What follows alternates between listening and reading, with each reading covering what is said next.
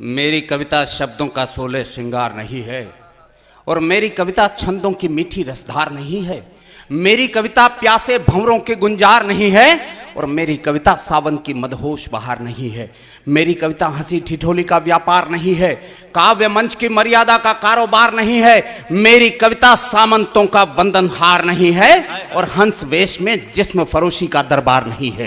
मेरी कविता ओज भरी भाषा के द्वार खड़ी है, भूषण दिनकर की ड्योढ़ी पर पहरेदार खड़ी है। मेरी कविता समझौतों की शर्तों से इनकार करेगी, अवरोधों की चट्टानों से टकराकर टंकार करेगी। मेरी कविता खुददारी से युद्धों को स्वीकार करेगी और कुरुक्षेत्र में कौरव दल का कुल संहार करेगी। मेरी कविता भ्रष्ट व्यवस्था का प्रतिकार करेगी और मेरी कविता भारत मां की जय जयकार करेगी। मेरी कविता भारत मां की जय जयकार करेगी। मेरी कविता वीर शहीदों का बलिदान कहेगी और भारत माता के अंतस का स्वाभिमान कहेगी। अरे विश्व गुरु के सिंहासन का गौरव गान कहेगी और मेरी कविता जर्रा जर्रा हिंदुस्तान कहेगी। मेरी कविता जर्रा जर्रा हिंदुस्तान कहेगी। मेरी कविता को सुनने लायक आपको बनाना चाहता हूं। एक घटना घटी हमारे देश में। क्यों हम इतना संवेदनहीन हो जाते हैं, क्यों ये सरकार इतनी भीरू हो जाती है। जिस देश में एक वाकया बताता हूं आपको। 2 सैनिकों को करगिल के युद्ध में 3200 फुट की ऊंची चोटी पर भेजा गया और इसलिए भेजा गया कि वहां जाकर संकेत देना कि पाकिस्तान ने बंकर कहां बना रखे हैं। वहां जाकर संकेत देना हम यहां से गोलीबारी करेंगे, जहां तुम होंगे उसी जगह आकर बम पड़ेगा और हम उन बंकरों को नष्ट कर पाएंगे। दोनों सैनिक 3200 फीट की ऊंची चढ़ाई को तय करने के लिए तैयार थे। दोनों जब रवाना हुए, बीच में एक जानते थे दोनों की क्या हश्र होने वाला हम दोनों का। लेकिन ऐसे जांबाज सैनिकों की बात आपके बीच इसलिए रख रहा हूं कि जालौर की धरती में देशभक्ति की ज्वाला कैसे फटती है उसको देखना चाहता हूं। टिप्पणी करता हूं कि एक सैनिक ने दूसरे से कहा कि मुझे घड़ी देखकर बताओ कि समय क्या हो गया है। दूसरे सैनिक ने कहा कि अभी अभी जो बम फटा था उसकी आवाज से, उसके धमाके से मेरा घड़ी वाला हाथ टूट कर गिर गया था। मैंने मेरे झोले में उस हाथ को रखा हुआ है। तुम उस हाथ को पीछे से निकालो, क्योंकि मेरे एक हाथ में राइफल है। तुम पीछे से उस हाथ को निकाल कर घड़ी देखकर बताओ कि समय क्या हो गया है।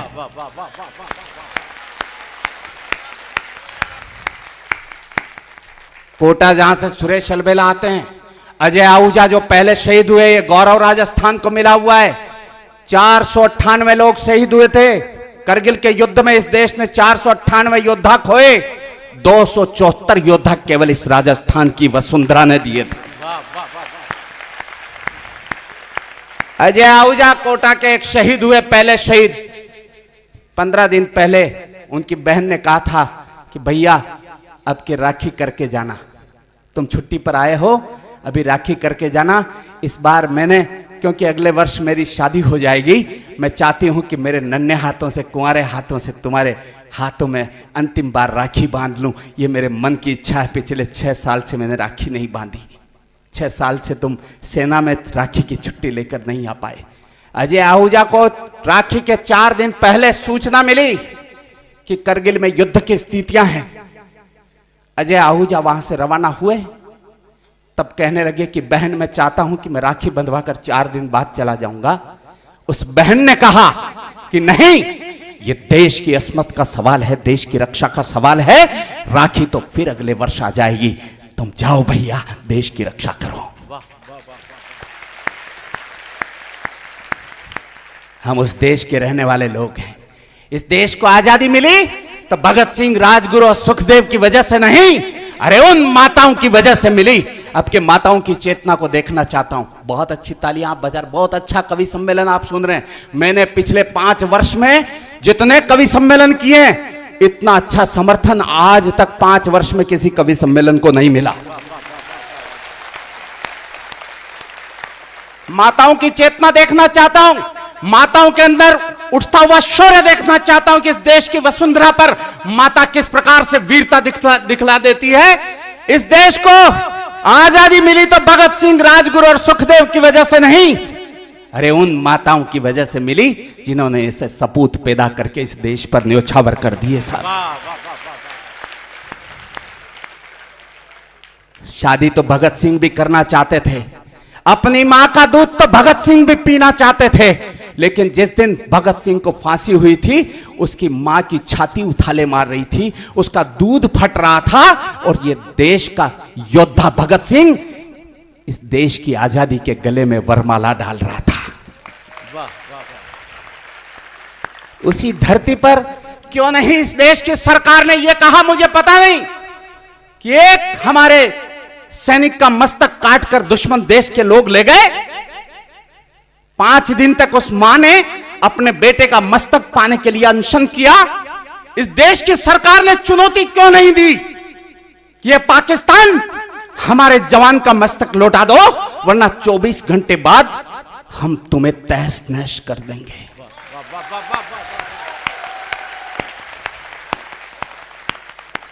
तमाम बड़े बड़े लोग बैठे हैं और उनसे भी बड़े लोग वो बैठे हैं जिनके हृदय में देशभक्ति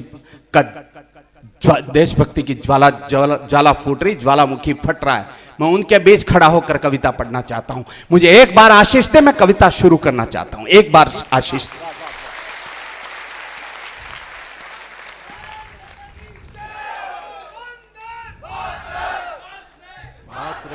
कि शीश नहीं है सैनिक का ये भारत मां का मस्तक है, और पृथ्वीराज के सिंह द्वार पर ये गौरी की दस्तक है।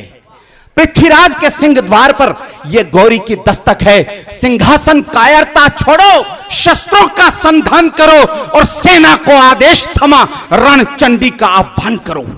सेना को आदेश थमा रणचंडी। मैंने इस कविता को इसलिए लिखा साथियों, उस मां ने जब 5 दिन तक अनशन किया, एक व्यक्ति ने पूछ लिया कि जब तुमने अपने बेटे को इस देश के समर्पित कर दिया, फिर क्या जरूरत थी अनशन करने की?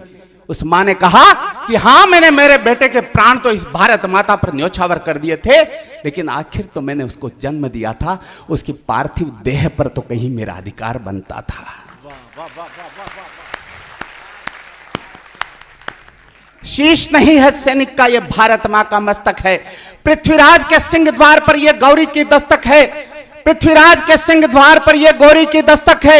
जो आंख उठी है भारत पर, कसम राम की आंख फोड़ दो, ले नापाक गिरा दे, जो भी हाथ उठे वो हाथ तोड़ दो। मातृभूमि पर घात बने बकरों को ऐसा झटका दो कि उनके जिंदा शीश काटकर लाल किले पर लटका दो, और गांडी उठा लो अर्जुन, फिर से समर महाभारत कर दो, और लाहौर कराची रावलपिंडी तक भारत ही भारत कर दो।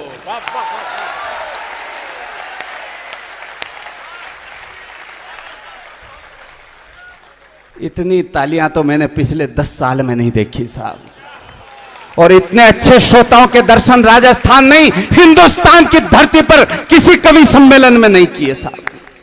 ये सुनहरा राजस्थान को बधाई देना चाहता हूं।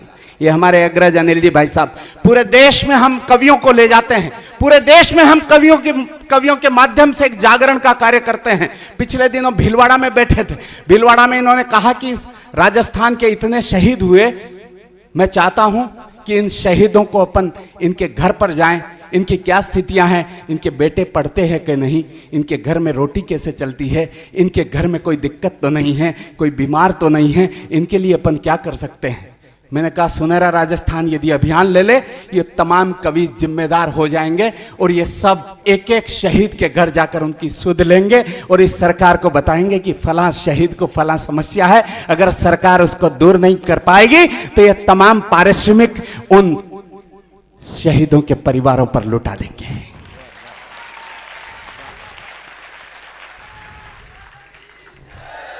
हम भारत के स्वाभिमान पर अपना लहू बहाते हैं, और जब तक प्राण रहे तन में हम गीत वतन के गाते हैं, पर सत्ता के गलियारों में सब कुर्सी के कायल हैं, कोई दर्द नहीं उनको जब भारत माता घायल है।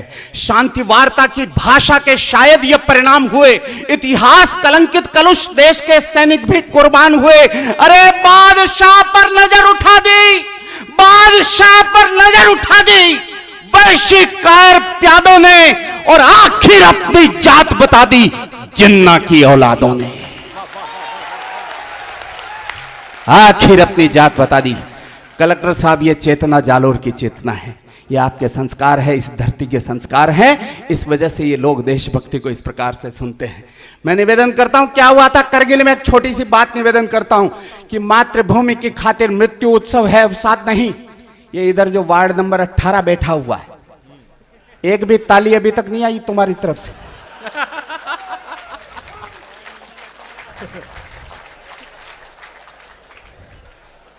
मातृभूमि की खातिर मृत्यु उत्सव है, अवसाद नहीं, और देश की खातिर लहू बहाना वीरों का अपराध नहीं। अरे ज्वार उठा था शोणित में, पर सपने चकनाचूर हुए, और सिंहासन की नामर्दी से हम मरने पर मजबूर हुए।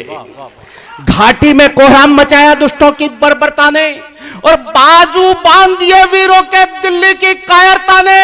अरे आजादी हमको देते तो कब्रिस्तान वही होता, आजादी हमको देते तो कब्रिस्तान वही होता, और भारत मां सौगंध तुम्हारी पाकिस्तान नहीं होता।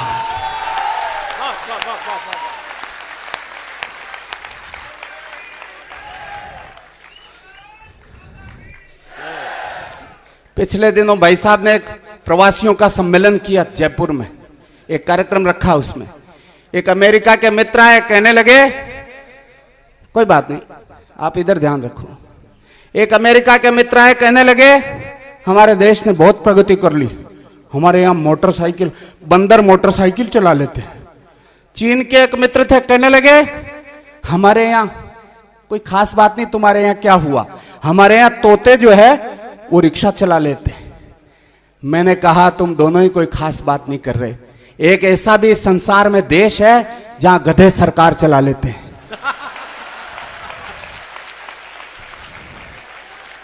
क्या बात है, आप लोगों को पता है कि कौन सा देश है जिसमें गधे सरकार चला? अगर जिसको पता नहीं हो हाथ नीचे रखे, बाकी सब ऊपर करके ताली बजा के बता देंगे। सबको पता है।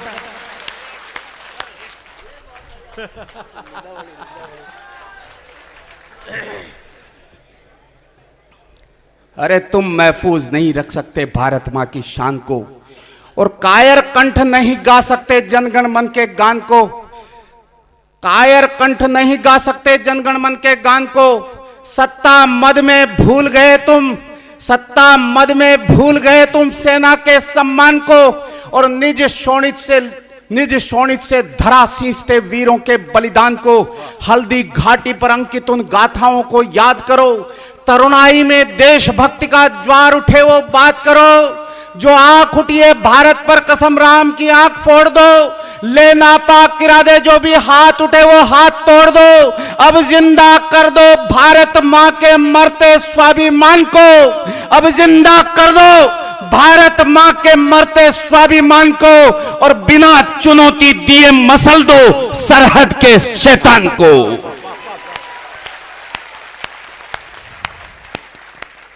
एक पत्रकार ने उस मां से पूछ लिया, अनिल जी भाई साहब, कि आखिरकार मस्तक के लिए तुमने 5 दिन तक अनशन क्यों किया?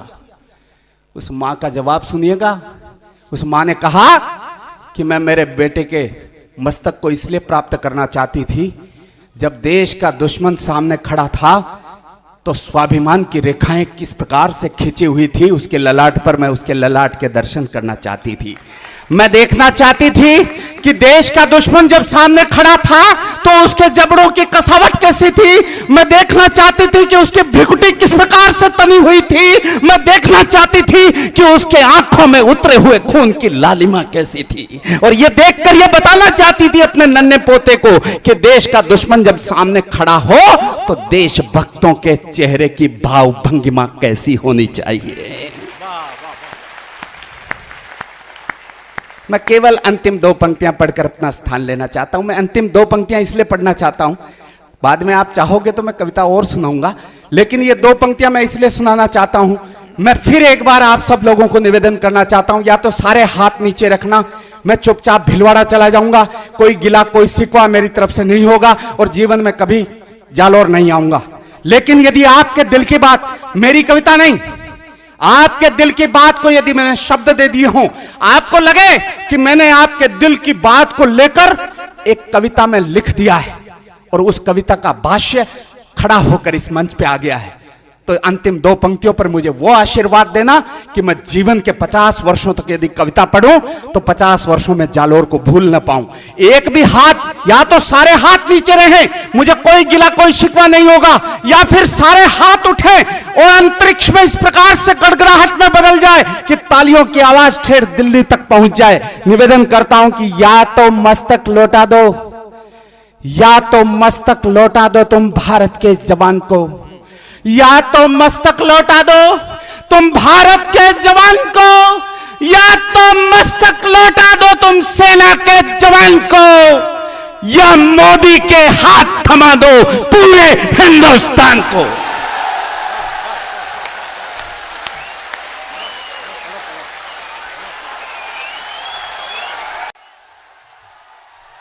मेरे ख्याल से आपकी आवाज पहुंच रही है योगेंद्र शर्मा तक।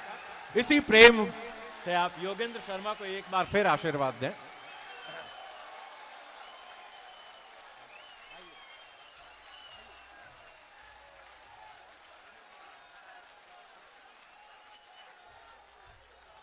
मित्रों, योगेंद्र शर्मा आपके बीच में फिर आएंगे, एक कविता और पढ़ेंगे, उसके बाद फिर सुनेंगे योगेंद्र शर्मा को। आप जब तक चाहेंगे तब हम इस अंगारा, ये अवोज का कवि हमारे बीच में है और मैं चाहता हूं कि एक कविता योगेंद्र शर्मा और सुनाएं। अगले दौर में हम इन्हें फिर सुनेंगे। आपकी जोरदार तालियों के बीच एक बार आपके इसी प्यार और मोहब्बत के बीच में योगेंद्र शर्मा एक बार फिर आपके बीच।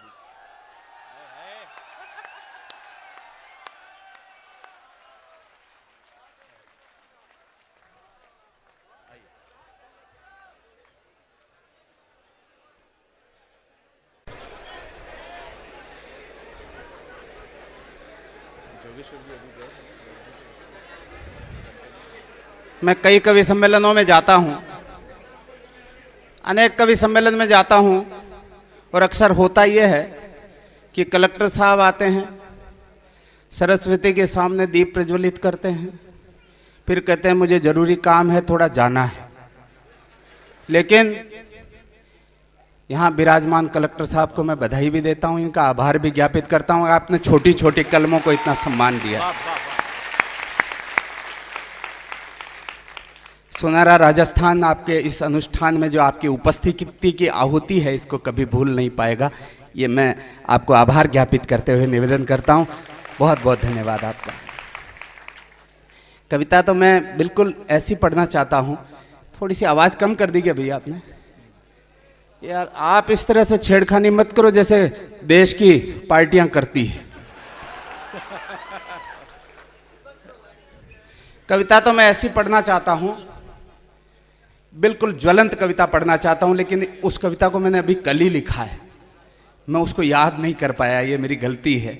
मैं कविता को कागज लेकर पढ़ता नहीं हूं, लेकिन यदि आप कहें तो मैं उस संकल्प को तोड़ सकता हूं, क्योंकि इस देश में एक ऐसी घटना घटित हुई। एक मिनट, इस देश में एक ऐसी घटना फिर घटित हुई। अफजल को फांसी दे दी गई, और फांसी देने के बाद उन्हीं लोगों में से एक बड़े पद पर बैठे हुए व्यक्ति ने यह कहा कि यह फांसी गलत हुई है, हमें विश्वास में नहीं लिया गया और इससे कश्मीर का गुस्सा बढ़ेगा। यह घटना घटित हुई। उसी व्यक्ति ने कभी यह भी कहा था कि अफजल को फांसी नहीं होनी चाहिए, उसको माफ कर देना चाहिए। ये स्वर भी उसके उठे थे। मैं उस कविता का पाठ आपके बीच तब कर सकता हूं जब मुझे आप इजाजत दें कि मेरी जेब में पड़ा हुआ कागज में निकाल लूं। ठीक है, फिर मैं वो कविता आपको सुनाना चाहता हूं कि इस देश का जब कोई स्वर इस प्रकार से उठे, जब हम किसी आतंकवादी को फांसी दें। भैया इधर से थोड़ी आवाज़ ज़्यादा आ रही है आप लोगों की, बातचीत मत करो यार। बातचीत करने से क्या होता है, सब काम गड़बड़ा जाता है। इतने लोगों की उपस्थिति, ये कोई समय खराब करके आपकी बातचीत सुनने के लिए तो बैठे नहीं। ये इतना समय और ऐसा अमूल्य समय जो इनके जीवन में फिर कभी आने वाला नहीं है, ये आएगा नहीं। तो ऐसे समय पे सिर्फ कविता सुने, कविता की तरफ ध्यान रखें। आप लोगों ने इजाजत बख्शी है, मैं उस कविता का पाठ करना चाहता हूं। कलेक्टर साहब इजाजत है।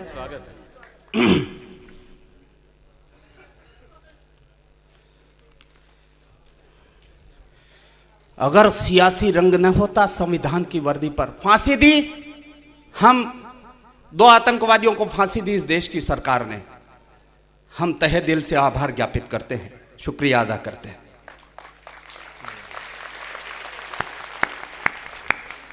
लेकिन फांसी देने में जितना विलंब हुआ है, 500 उग्रवादियों को फांसी पे लटकाया जा सकता था इतने समय में,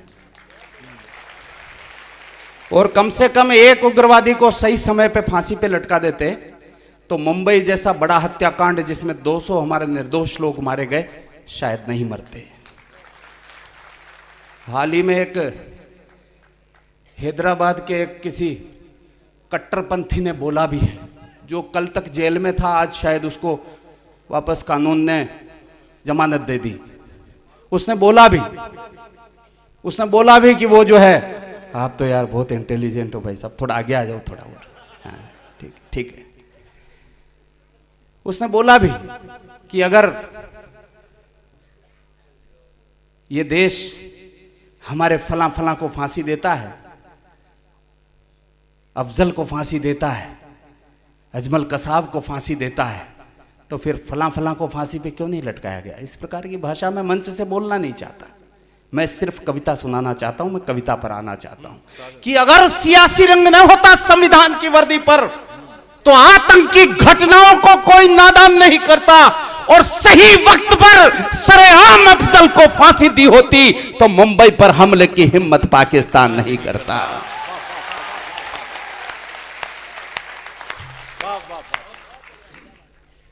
कि 100वीं गाली देकर उसने पापों का घट भर डाला। 100वीं गाली देकर, एक कथा आपने सुनी होगी जिसमें शिशुपाल की मां ने कृष्ण से वचन ले लिया कि मेरा बेटा उद्दंड है, जब तक ये 99 गालियां दे तब तक इसको माफ कर देना।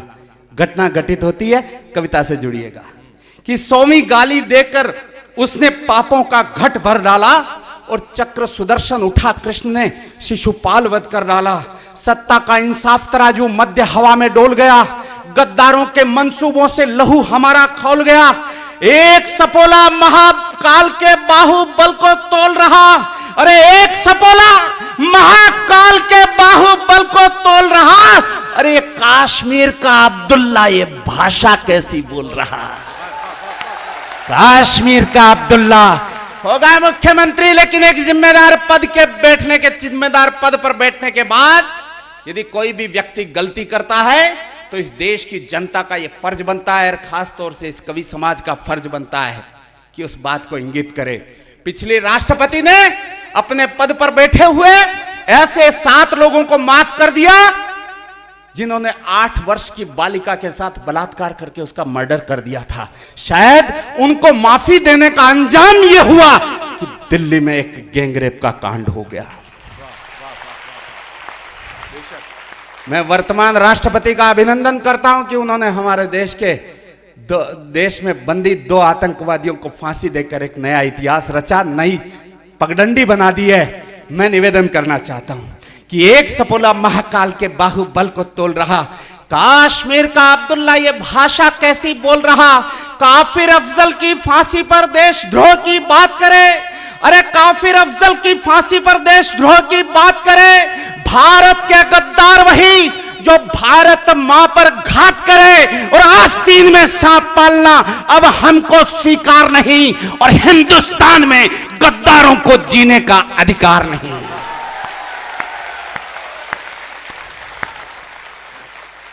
कटते हुए वृक्ष से कुल्हाड़ी ने कहा, हे वृक्ष तुम्हारी तो नियति ही कटना है, फिर मैं जब तुम्हें काट रही हूं तो इतना दर्द क्यों हो रहा है?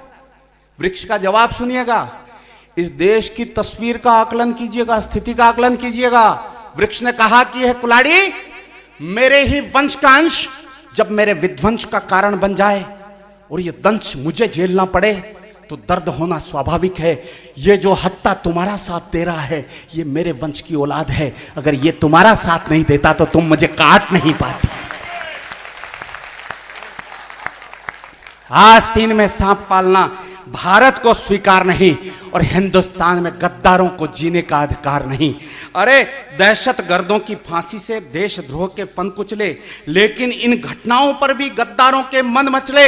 अब्दुल्ला के बहने वाले आंसू तो घड़ियाली हैं और देश विभाजन के मंसूबे महज पुलाव ख्याली हैं। अंगारों के पथ पर भी हम कभी मौत से डरे नहीं, 100 घाव सहे सीने पर मरकर भी हम मरे नहीं। बारूदी चिंगारी तो क्या दावानल से जले नहीं और दीवारों में चिने गए पर धर्म युद्ध से टले नहीं। तेरी गीदड़ भभकी से, थोड़ा सा तालियां तब बजाना जब मेरी पंक्ति पूरी हो जाए, फिर चेतना देखता हूं कि तेरी गीदड़ भभकी से ये दिग्गज डोल नहीं सकते। तेरी गीदड़ भभकी सुनकर दिग्गज डोल नहीं सकते और भारत की धरती पर तुम ये भाषा बोल नहीं सकते। भारत की धरती पर, भारत की धरती पर, भारत की धरती पर तुम ये भाषा बोल नहीं सकते। और एक नेत्री ने तो और कमाल कर दिया, उसने कहा कि इस देश की सरकार ने उसके 5 वर्ष के बेटे को फांसी से पहले मिलने तक नहीं दिया। मुझे तो ये ध्यान में है कि अफजल 12 वर्ष से जेल में ही था, फिर ये 5 वर्ष का बेटा।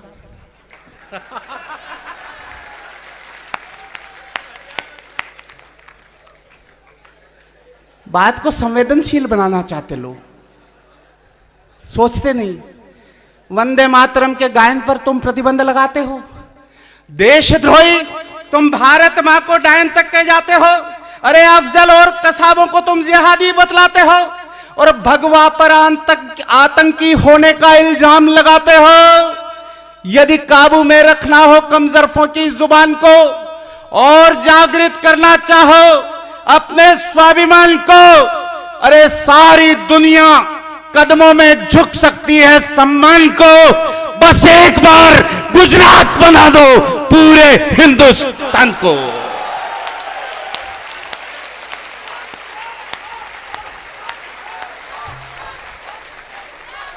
अभी भी कुछ हाथ में देख रहा हूं, जिम्मेदारी भूलकर कुछ हाथ अभी भी नीचे है।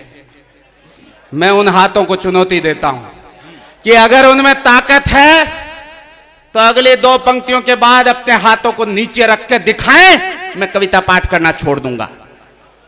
मैं उन लोगों को चुनौती देता हूं जिनके हाथ अभी भी नीचे है। अगली 2 पंक्तियां पढ़ता हूं कि सारी दुनिया कदमों में झुक सकती है सम्मान को। बस एक बार गुजरात बना दो पूरे हिंदुस्तान को। अरे तब आतंकी तंजीमों का नाम निशान नहीं होगा, तब आतंकी तंजीमों का नाम निशान नहीं होगा। फिर भारत पर आंख उठी तो पाकिस्तान नहीं होगा।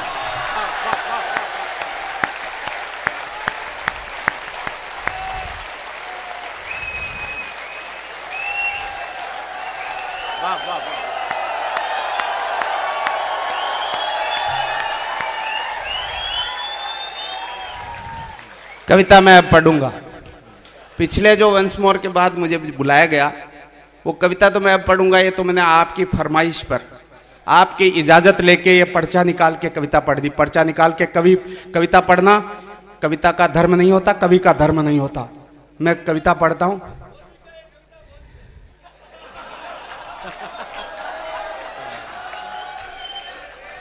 मोदी इसी देश के व्यक्ति हैं, सुनिएगा मेरी बात को। और ये भारत देश है, यही वो देश है जो कभी विश्व गुरु कहलाता था। कभी वो देश है यही जो विश्व गुरु कहलाता था। लेकिन अब देश में जब ऐसी घटनाएं घटित होती हैं, घोटाले जब आदर्श हो जाते हैं, दिल्ली की सड़कों पर गैंगरेप के कांड हो जाते हैं, और उसके बाद एक अखबार मुझे लाकर दीजिए दिल्ली गैंगरेप के बाद जिसमें बलात्कार की खबर नहीं हो। हाँ, घोटाले, ये तो दीपक जी ने बता दिया होगा ना आपको होते कैसे घोटाले। मैं आपको जो बात बताना चाहता हूं, हमारे देश की स्थितियों में कौन सा बदलाव आएगा, हमारा देश फिर से विश्व गुरु कैसे होगा, मैं आपको एक कविता निवेदन करता हूं। कविता मैं अब कविता पढ़ना चाहता हूं आपके बीच। यह आक्रोश की, क्रोध की भाषा थी जो अमूमन वीर रस के कवि पढ़ा करते हैं, जिसमें कहीं वीर रस नहीं होता, लेकिन आप लोग खूब तालियां बजाते हैं। अब मैं कविता पर आता हूं और इस देश के ऐसे जगह, राजस्थान का एक ऐसा शहर जहां के लोगों की कविता प्रियता को देखना चाहता हूं, कविता के प्रति प्रेम देखना चाहता हूं। मैं कविता पढ़ता हूं जिसका शीर्षक है विश्व गुरु। मैं कविता निवेदन करता हूं कि सिंहासन के स्तुति गान में शब्द नहीं लिख सकता मैं, और चाहे जितना मोल लगा दो तनिक नहीं बिक सकता मैं। सिंहासन के स्तुति गान में शब्द नहीं लिख सकता मैं, चाहे जितना मोल लगा दो तनिक नहीं बिक सकता मैं। आतंकवाद अलगाववाद से कभी नहीं डिग सकता मैं, और कायरता के गीत गजल और छंद नहीं लिख सकता मैं सैनिक के साथ रहूंगा जो सीमा पर खड़ा हुआ, देश के स्वाभिमान की खातिर खुददारी से अड़ा हुआ। लाखों शूल बिछा दो पथ में, एक कदम भी नहीं रुकेगा, और घर घर आग लगा दो चाहे एक शीश भी नहीं झुकेगा।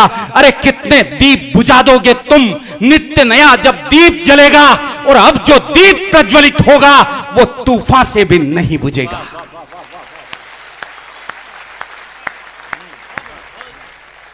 ये जो दो बच्चे खड़े हैं, जो भी इनके प्रकाशक हों, इनको बिठा ले। क्या होता है कि हाँ, मैं जानता हूं ये देश का भविष्य चमकदार भविष्य है, लेकिन मैं आपसे निवेदन करता हूं मेरा वर्तमान खराब मत करो देश के भविष्य। जब जब भी ऐसी घटनाएं घटित होती है, हमारे देश का तिरंगा लज्जित होता है, तिरंगे का अपमान होता है। तिरंगे के लिए 4 पंक्तियां पढ़ता हूं कि 3 रंग का नहीं वस्त्र ये ध्वजा देश की शान है, और वतन परस्ती श्रद्धा शक्ति संबल स्वाभिमान है। यही है गंगा, यही हिमालय, यही हिंद की जान है, और 3 रंग में रंगा हुआ ये अपना हिंदुस्तान है।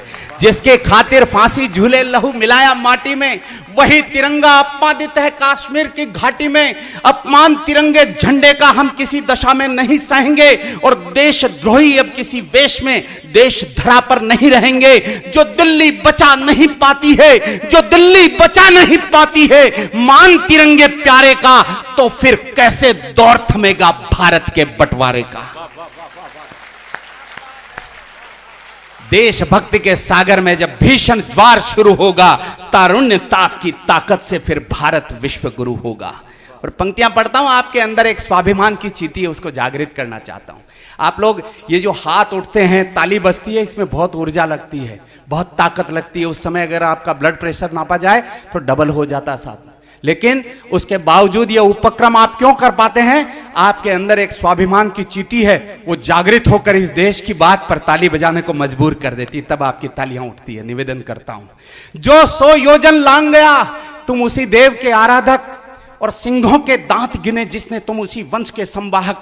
जिसकी अस्थि से वज्र बना तुम हो दधीची के अंशदान, और टूट गया पर झुका नहीं तुम उस प्रताप के स्वाभिमान। तुम पन्ना तुम झांसी रानी हाड़ी का हो शीशदान, शक्ति में हो वीर शिवा तुम हो रविंद्र का राष्ट्रगान। दृढ़ प्रतिज्ञा हो ध्रुव समान तुम अभिमन्यु के गर्भ ज्ञान, और विवेकानंद का गौरव गुरु गोविंद सिंह का हो बलिदान। अशफाकुल्लाह बिस्मिल सुभाष तुम भगत सिंह शेखर महान, अरे इतिहास तुम्हारे कदमों में तुम गौरवशाली हिंदुस्तान। इस अंतर्निहित अंतस्बल का अंतर्ज्ञान शुरू होगा, इस अंतर्निहित अंतस्बल का अंतर्ज्ञान शुरू होगा। तरुणाई की ताकत से फिर भारत विश्व गुरु होगा। इतिहास शौर्य की गाथाओं के भिन्न नहीं हो सकते हैं, और बलिदानी पथ वीरों के पद चिन्ह नहीं खो सकते हैं। कुरुक्षेत्र का कण कण मानो रक्तांजलि का प्यासा है, और हल्दी घाटी माटी को फिर बलिदानों की आशा है। ऋषि अगस्त की संतानें हम महासिंधु पी जाएंगे, और महाक्रांति के कदम उठे तो सिंहासन थर्राएंगे। मैं फिर आपकी चेतना मांगता हूं, पंक्तियां पढ़ता हूं, क्या स्थितियां बन जाएगी इस देश की कि दिनकर की तरुणाई जागो, सारा देश जगाना है, और दानव दुष्ट दरिंदों का अब नाम निशान मिटाना है। घोर तमस का वक्ष चीरकर, पंक्ति पढ़ता हूं अनिल जी भाई साहब, कि घोर तमस का वक्ष चीरकर सूरज नया उगाना है, और प्राण रहे न रहे तन में पर हिंदुस्तान बचाना है। वतन की खातिर वीरों का बलिदानी दौर शुरू होगा। तारुण्य ताप की ताकत से फिर भारत विश्व गुरु होगा। अब शैलगिरी के वक्षस्थल में दावानल भीषण होगा, अंतिम पंक्तियां पढ़ता हूं और अंतिम पंक्ति के अंतिम छोर पर पहुंचूं तो मुझे एक अच्छी सी विदाई देना इस बार। अब वापस मत बुलाना, मुझे विदाई देना। निवेदन करता हूं कि अब शैलगिरी के वक्षस्थल में दावानल भीषण होगा, प्रखर प्रभंजन प्रणवीरों का रण की खातिर प्रण होगा। अब सतियों के अवसानों पर शिव तांडव दिखलाएंगे। अब जन्मेजय नाग यज्ञ के प्रण को फिर दोहराएंगे।